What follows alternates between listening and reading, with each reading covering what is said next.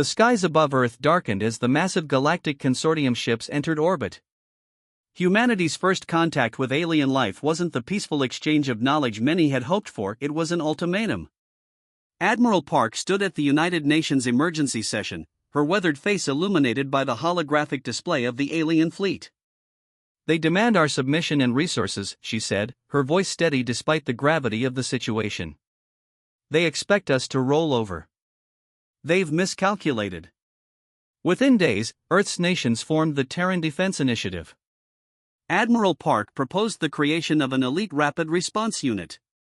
"We need something unexpected. Something that embodies humanity's refusal to submit," she explained to the world leaders. "I proposed the first United Kinetic Offensive Force." Someone in the back snickered at the acronym. Admiral Park smiled. "Yes, FUKOFF. The name alone sends our message clearly." Captain Kim, a tactical genius with a reputation for unorthodox solutions, was selected to lead the field operations.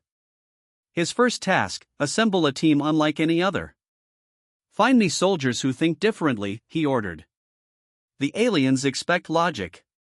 Give me chaos." Captain Kim sat alone in his new office, staring at personnel files spread across his desk. The task seemed impossible. How could humans fight aliens with technology centuries beyond Earth's? Yet he felt oddly calm. His first selection was Sergeant Bay, a woman who had once held off enemy forces for 3 days using only kitchen utensils and a hunting rifle. Her file noted extreme resourcefulness bordering on concerning. Next came Private Sun, a former chess champion who had been disciplined multiple times for refusing to follow standard combat protocols. "Plays war like a game no one understands but him," read his evaluation. Kim added Lieutenant Joe to the list, an explosives expert who created bombs from everyday items. Her commanding officer had written, "Never tell her something cannot explode. She will take it as a challenge." The captain continued through the night, selecting individuals other commanders had struggled to control. By morning, he had his core team 12 soldiers whose only common trait was their unpredictability. 3 days later, they gathered in an underground bunker. The soldiers sized each other up with skepticism. "You're probably wondering why you're here," Kim began. A screen behind him showed the alien ships in orbit. "These visitors think humans are predictable. They expect us to surrender or fight conventionally and lose." He smiled. "We're going to confuse them." Sergeant Bay raised her hand. "With respect, sir, how do we fight ships that big?" "We don't," Kim replied. "Not directly. The consortium relies on predictions and patterns. Their entire civilization is built on it. We will be the chaos in their system." Private Sun nodded. "Like playing a chess move no one expects." "Exactly," said Kim. "Conventional armies will distract them. We'll be the knife they don't see coming." Lieutenant Joe grinned. "I like knives." Their first mission came sooner than expected. The aliens had established a communication relay on the moon. Intelligence suggested it was lightly guarded, as the consortium didn't believe humans could reach it. Kim's team prepared in a hangar containing a small, unmarked shuttle. Engineers had modified it with experimental technology based on studies of alien debris from previous encounters. "This might not work," warned the lead engineer. "The gravity drive is untested." Kim nodded. "Perfect. The journey to the moon took hours instead of days, thanks to the reverse-engineered drive. The aliens never saw them coming. Their shuttle landed silently 2 kilometers from the relay station." "No spacesuits?" asked Sun, looking confused. "Just oxygen masks," Kim replied, handing them out. "The consortium assumes we need full-pressure suits. Their sensors look for those signatures." "We might die," noted Joe. "We might," Kim agreed. "But they won't expect us to try." Remarkably, it worked.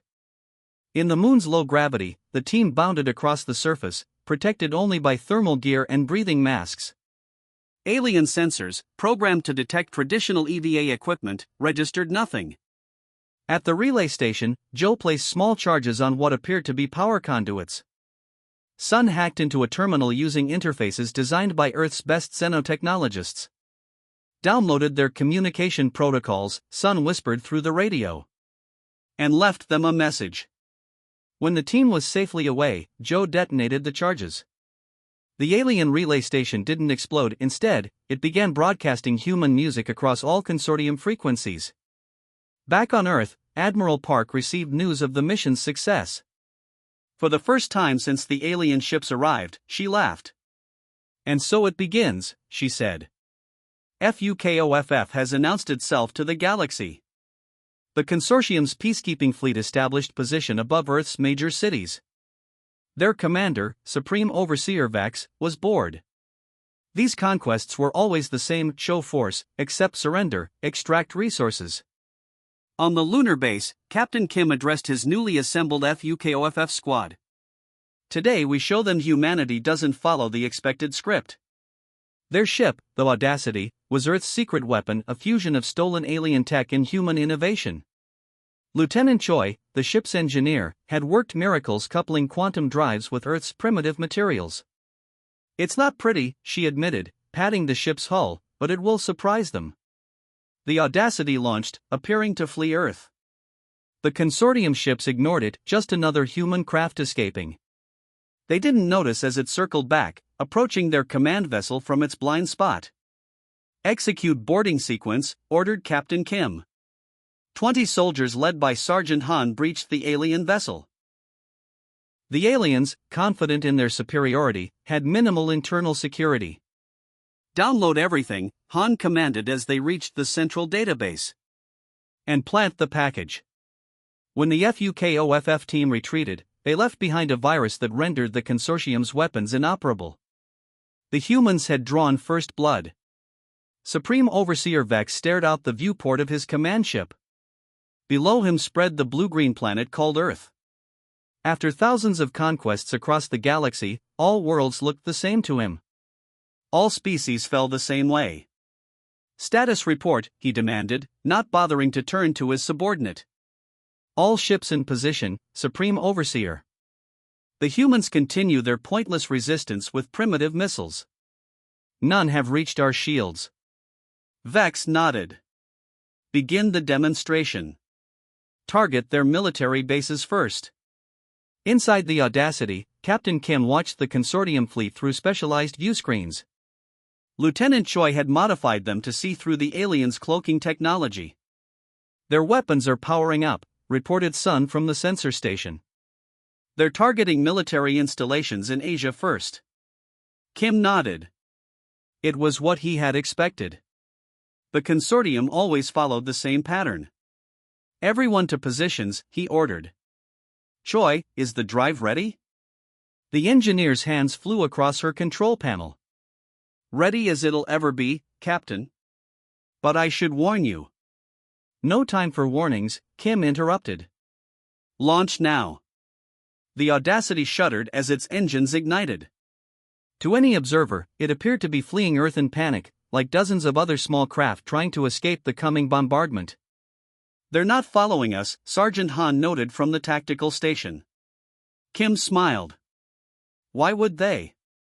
We're not a threat. We're prey running away. The Audacity reached lunar orbit, then suddenly cut engines. It drifted, appearing dead in space. The consortium sensors, looking for active power signatures, registered nothing. Boarding teams ready, Han reported. 20 soldiers dressed in black waited in the shuttle bay. Each carried weapons and equipment designed by Choi to bypass alien security. Begin approach, Kim ordered. The Audacity slowly drifted toward the massive consortium command vessel. Using minimal power, they slipped into the blind spot created by the ship's own communication array. This is insane, whispered Joe, checking her equipment one last time. That's why it'll work, Han replied. The Audacity extended a docking tube that attached to an external maintenance hatch. Alien designers never expected enemies to board here, it was too small, too difficult to reach. Remember, Kim said over the comm, we have 30 minutes before they detect us. Move fast, stay quiet, reach the central database. Han led the team through the hatch. Inside the consortium vessel, the environment was disorienting. Gravity shifted direction in different sections, and light came from the walls themselves.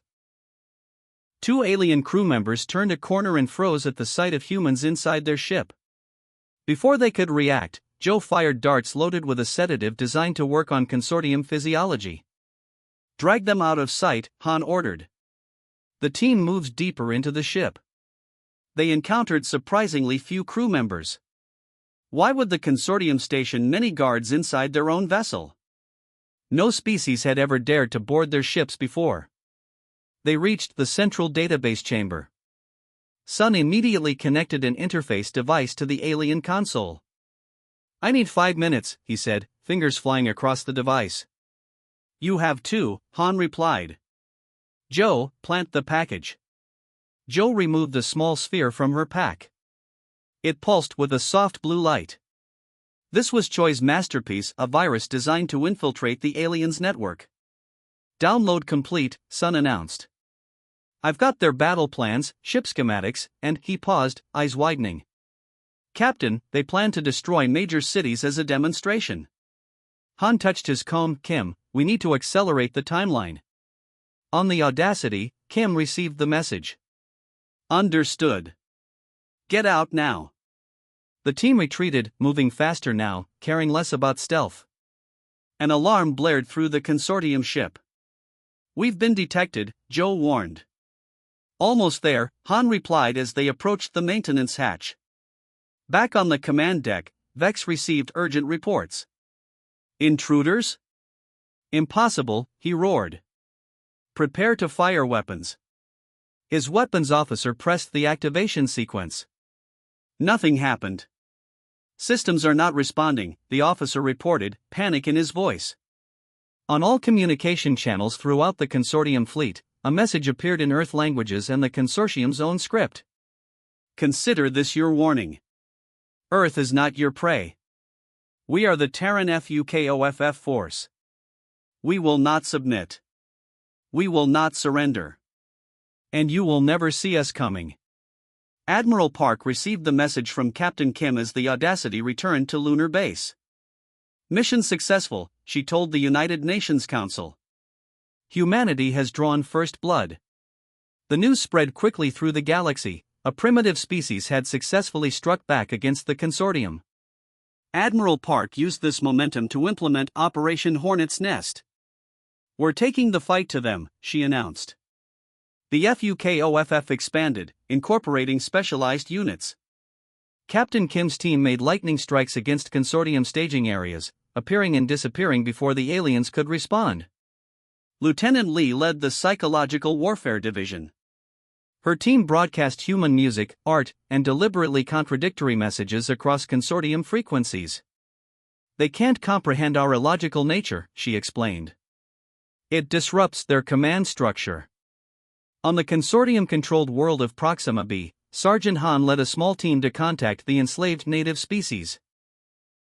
The squid-like Proximans had been consortium subjects for centuries.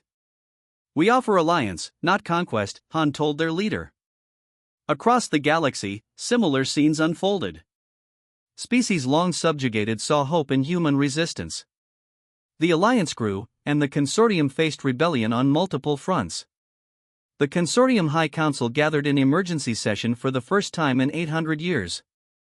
The 12 members, each representing a founding species, sat in stunned silence as reports flooded in from across their territory. "Impossible," muttered Counselor Traz, his scaled skin flushing purple with rage. "How can primitive humans cause such chaos?" Admiral Park stood in the underground command center of Fukoff headquarters. Around her, screens showed the locations of all human strike teams now operating throughout consortium space. "The beauty of Operation Hornet's Nest," Park explained to the assembled Earth leaders, "is that we don't need to win battles. We just need to sting them everywhere at once." Captain Kim's team prepared for their 8th mission in 2 weeks. Their target, a consortium fuel depot near the edge of the solar system. "They've tripled security since our last attack," Lieutenant Joe reported, studying the intelligence gathered by Earth's new spy satellites. Kim nodded. Good. That means they're using resources to defend rather than attack. But how do we get past the increased security? Asked Private Sun. Kim smiled. We don't. We let them catch us. The plan was as simple as it was foolish. The Audacity approached the fuel depot openly, broadcasting surrender messages. Consortium ships surrounded it immediately. Captain, they're hailing us, reported the communications officer. Accept the call, but audio only, Kim ordered. A harsh alien voice filled the bridge. Human vessel, your surrender is accepted. Prepare to be boarded. Understood, Kim replied. Our ship is damaged. We require assistance to dock. The consortium commander gave landing instructions. The Audacity limped toward the main docking bay, venting gas that appeared to be atmosphere leaking from damaged sections. They're scanning us, warned Choi. Let them, Kim replied calmly. Inside the ship, most of the crew hid in specially designed compartments that blocked consortium scans. Only Kim and 3 others remained visible to the alien sensors. When the Audacity docked, consortium security troops boarded with weapons ready. They found Kim and his small team waiting with hands raised. We surrender, Kim said. The alien commander approached. You are the human who disabled our command ship. Kim nodded. The fight is over. Your forces are too strong. The aliens secured Kim and his visible crew members, then began searching the ship. They found nothing unusual. Choi had designed the hidden compartments too well. Take them for questioning, the alien commander ordered. As the prisoners were led away, Kim activated a hidden transmitter in his boot. It sent a single pulse signal. Throughout the Audacity, hidden panels slid open. Han, Joe, Sun, and 15 other soldiers emerged silently. They moved through the ship, following the memorized layout of the depot. Team 1 to fuel control, Han whispered into his comm. Team 2 to communications. Team 3 with me to security. Meanwhile, Lieutenant Lee sat in her office on Earth, monitoring consortium communications. When she received the signal from Kim, she initiated her part of the plan. Send package Omega, she ordered her team. Across all consortium frequencies, human broadcasts began. Classical music played on military channels. Children's nursery rhymes interrupted navigation systems. And on the command channel used by the depot's security forces, a single message repeated, "Look behind you." The aliens at the security station were so distracted by the communications chaos that they didn't notice Han's team until it was too late. Within minutes, human forces controlled the depot's key systems. Release the captain, Han ordered through the depot's announcement system. The confused aliens hesitated just long enough for Kim to break free. The team regrouped at the Audacity, but they didn't leave. Plant the seeds, Kim ordered. Throughout the depot, the team left small devices. Not bombs, something far more dangerous to the consortium. Information packages. When the humans finally departed, they left behind data terminals accessible to the depot's workers, many of whom belonged to species conquered long ago. The terminals contained proof that the consortium had been lying to them for centuries. Months later, on the water world of Proxima B, Sergeant Han stood before the Proximan Council. The squid-like beings floated in a circular tank, their tentacles moving in complex patterns as they communicated. For 300 years, we have served the consortium, said Elder ORL, his voice translated by Han's device. Why should we trust humans? Han activated a holographic display showing consortium ships retreating from Earth. Because we don't want your obedience. We want your partnership. He showed them the information stolen from consortium databases, proof that the Proximans' resources had been stolen, their history rewritten by their conquerors. The consortium rules through fear and isolation, Han explained. They keep each conquered species separate, believing they are alone in their subjugation. Elder Orl's color changed to deep blue, the Proximan expression of deep thought. What do you propose? Join us. Not as subjects, but as allies. Together, we can end the consortium's rule. Across the galaxy, similar conversations took place on 20 different worlds. Species that had never dared to resist now found courage in human example. The Consortium High Council received the reports with growing alarm. Their perfect system of control was unraveling. "These humans," Counselor Trez observed, "they fight like no species we've ever encountered." "They don't fight to win," another counselor replied. "They fight to disrupt." Admiral Park received an unexpected message and offered to negotiate from a consortium faction. Against Captain Kim's advice, she agreed to meet them on neutral ground. "We need allies within their structure," she insisted. The meeting was a trap. Admiral Park was captured. Word reached Earth that she'd been betrayed by someone within FUKOFF. Captain Kim refused to believe it. "Find the traitor," he ordered Lieutenant Choi. "I'm going after the Admiral." Meanwhile, Earth's defenses weakened. The Consortium wasn't the real threat, it was merely a puppet. Ancient ships appeared at the edge of the solar system. The true enemy had revealed itself, the Ascendancy, a species thought to be mythical. Lieutenant Choi discovered the traitor, Dr. Yoon, the xenobiologist. But his betrayal wasn't what it seemed. "The Ascendancy fears us," he revealed. "They've manipulated the galaxy for millennia, but they can't predict humans. We're the only species with true creativity."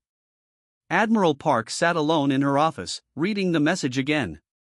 The words glowed on her screen: "Faction within Consortium seeks peace. Request meeting. Neutral location." Captain Kim stood across from her desk, arms folded. "It's a trap." Park looked up at him. "Maybe. But what if it isn't? We need allies inside their system." "The risk is too high," Kim argued. "Send someone else." Park shook her head. "They asked for me specifically. This could end the war." 3 days later, Park's shuttle approached the meeting point, an abandoned mining station in the asteroid belt. Her security team scanned for threats but found nothing unusual. "Stay alert," she told them as the airlock opened. Inside, 3 Consortium representatives waited. They looked nervous, their scaled skin shifting colors rapidly. "Admiral Park," said the leader. "We thank you for coming." "You said you wanted peace," Park replied. "I'm listening." The alien nodded. "Yes, peace. But first, we must show you something." A door opened behind them. Park tensed, but no threat appeared, just a single alien of a species she didn't recognize. It was tall and slender with pale, almost translucent skin. "This is a representative of the Ascendancy," explained the Consortium leader. Park froze. The Ascendancy was thought to be a myth, an ancient race that had disappeared eons ago. "Impossible," she whispered. The Ascendancy being stepped forward. "Your species is a problem, Admiral Park." Before Park could respond, hidden panels in the wall slid open. Dozens of armed troops poured in, surrounding her team.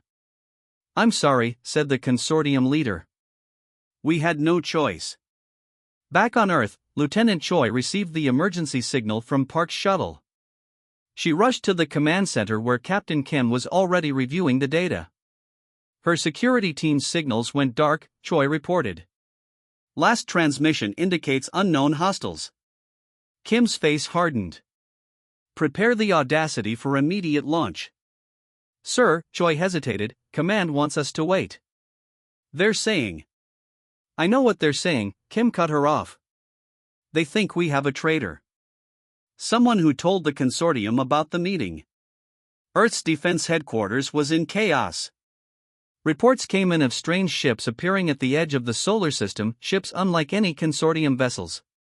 "We're tracking over 50 unknowns," reported the defense minister. "They're not responding to hails." The ships were ancient in design, with smooth, curved hulls that seemed to absorb light rather than reflect it. They moved with impossible precision, as if they were all controlled by a single mind. Lieutenant Choi worked through the night, reviewing security logs and communications records. Who could have betrayed Admiral Park? The list of people who knew about the meeting was short. At dawn, she found her answer. Dr. Yoon, the xenobiologist attached to FUKOFF, had sent an encrypted message just hours before Park left for the meeting. Choi found Yoon in his lab, studying alien tissue samples. He didn't seem surprised when she entered with armed guards. "You betrayed us," she said simply. Yoon looked up from his microscope. "I contacted them, yes. But not for the reasons you think." "Explain," Choi demanded. "I needed to confirm my theory," Yoon said. He activated a display screen showing DNA structures. "Look at these samples, consortium DNA from 20 different species." Choi glanced at the screen. "What about them?" "They've been modified. All of them." Yoon pointed to specific markers. "These changes aren't natural evolution. They were engineered to make these species predictable, controllable." "By whom?" Choi asked, though she already suspected the answer. "The Ascendancy," Yoon confirmed. "They didn't disappear. They've been controlling everything from the shadows." Choi's hand moved to her weapon. "Why tell them about Admiral Park?" "Because I needed to be sure," Yoon replied. "The Ascendancy has stayed hidden for millennia. They would only reveal themselves if they felt truly threatened." Understanding dawned on Choi. "By us. Humans." Yoon nodded. "Look at our history, chaotic, unpredictable, creative. We do things that make no logical sense. We create art. We take risks no rational species would consider." He pulled up another displayed brain scans of humans compared to consortium species. "Our neural pathways form differently," he explained. "We can make intuitive leaps, connections no other known species can make." The Ascendancy fears this, Choi realized. "They've engineered every spacefaring species to be logical, predictable," Yoon said.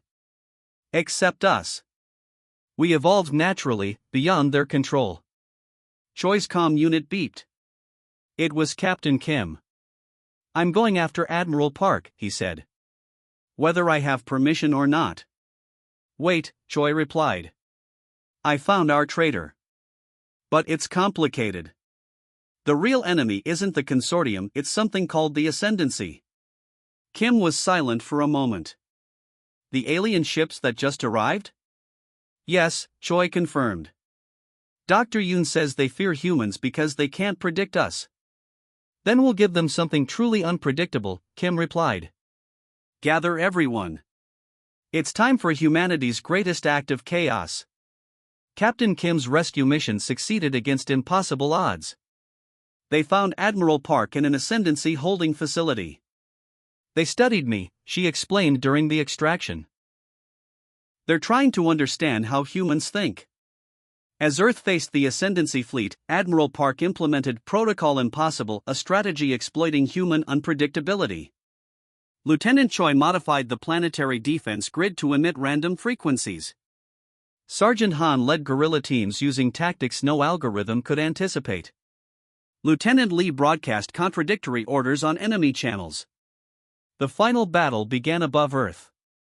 The Ascendancy attacked with methodical precision, but Earth's defenders responded with controlled chaos. Civilian ships performed maneuvers no military commander would authorize. Weapons fired in patterns that made no tactical sense yet somehow created perfect traps. The Ascendancy flagship, faced with decisions its computers couldn't process, hesitated just long enough for Captain Kim's team to board it. Standing on the alien command deck, Kim addressed the Ascendancy leader. "You can't defeat what you can't understand. This is humanity's gift, we surprise even ourselves." In the aftermath, the galaxy transformed. The consortium restructured as an equal partnership of species. Earth became known as the homeworld of the unpredictables, beings whose greatest weapon was their ability to do what no logical species would ever consider. The Terran Fukoff force would stand ready, should the galaxy need reminding again. The Audacity slipped through space, its hull painted black to avoid detection. Captain Kim stood on the bridge, watching the massive Ascendancy station grow larger on the viewscreen. "Any sign they've spotted us?" he asked. Lieutenant Zhou shook her head. "Their sensors are scanning in predictable patterns. We're timing our approach between sweeps."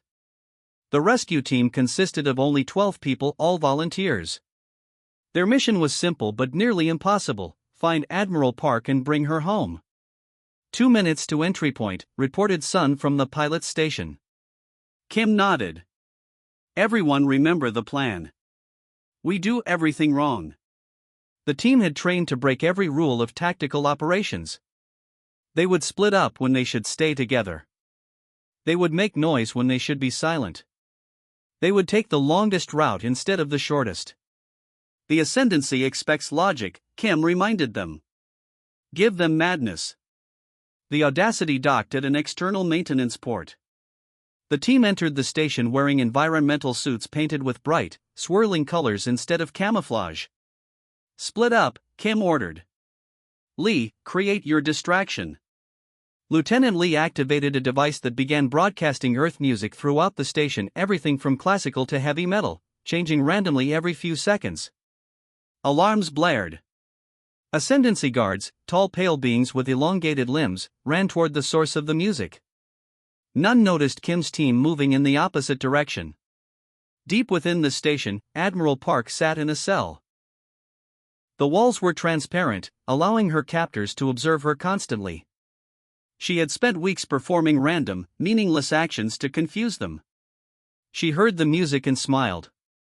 Humans had come for her. The cell door slid open. Captain Kim stood there, grinning. Ready to go home, Admiral? Park nodded. They've been studying me, trying to understand how humans think. They're terrified of us. As they moved through the station, Park explained what she had learned. The Ascendancy had controlled the galaxy for millennia, engineering other species to be predictable. Humans were the first naturally evolved intelligence they had encountered in thousands of years. Our creativity, our chaos, it's poison to their system, she said. The team fought their way back to the Audacity, using tactics no military manual would recommend. They threw weapons at enemies instead of firing them.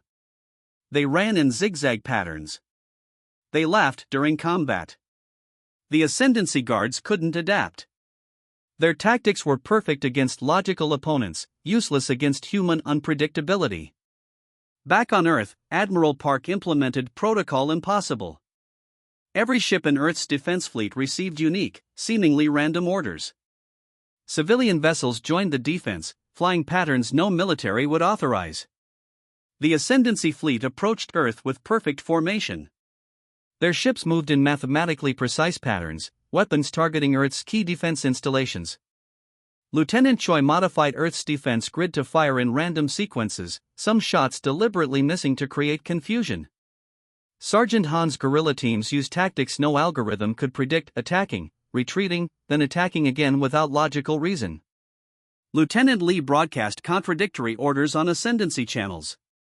Some were obvious fakes, others sounded authentic. The Ascendancy couldn't tell which to ignore.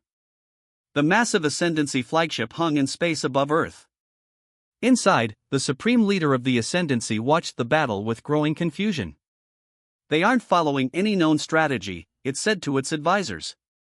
Our predictions are failing. Earth's smaller ships darted between the larger Ascendancy vessels, firing at seemingly random targets. Some deliberately crashed into Ascendancy ships, not to destroy them but simply to create chaos.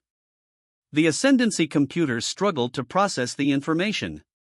Their predictions became less accurate with each passing minute.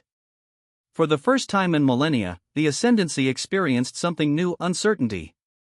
In this moment of hesitation, Captain Kim led a boarding party onto the flagship itself. They didn't try to hide their approach. They broadcasted their intentions openly, which was so illogical that the Ascendancy didn't believe it was real. Kim stood on the alien command deck, facing the Supreme Leader, a tall, almost translucent being with eyes that glowed with ancient intelligence. You can't defeat what you can't understand, Kim said simply. This is humanity's gift, we surprise even ourselves. The Supreme Leader studied him. Your species cannot be allowed to spread. You bring chaos. Yes, Kim agreed. We bring chaos, creativity, and freedom. Your perfect order is just another form of prison. He showed the alien leader the data Dr. Yoon had discovered, proof that the Ascendancy had been engineering species for millennia, stunting their growth. You fear what you cannot control, Kim said. But the galaxy doesn't need your control. It needs our chaos. In the end, the Ascendancy retreated. Not because they were defeated militarily, but because they could not comprehend humanity's approach to warfare. They could not fight what they could not predict. In the years that followed, the galaxy transformed. The consortium restructured as an equal partnership of species. Many began to rediscover their own capacity for creativity and unpredictability, gifts the Ascendancy had tried to engineer out of them. Earth became known across the stars as the homeworld of the unpredictables, beings whose greatest weapon was their ability to do what no logical species would ever consider. Admiral Park and Captain Kim stood on a balcony overlooking the new Galactic Council chambers, where humans sat alongside their former enemies. "They'll be back someday," Park said, looking at the stars. Kim nodded. "And the Terran Fukoff force will be ready." The end.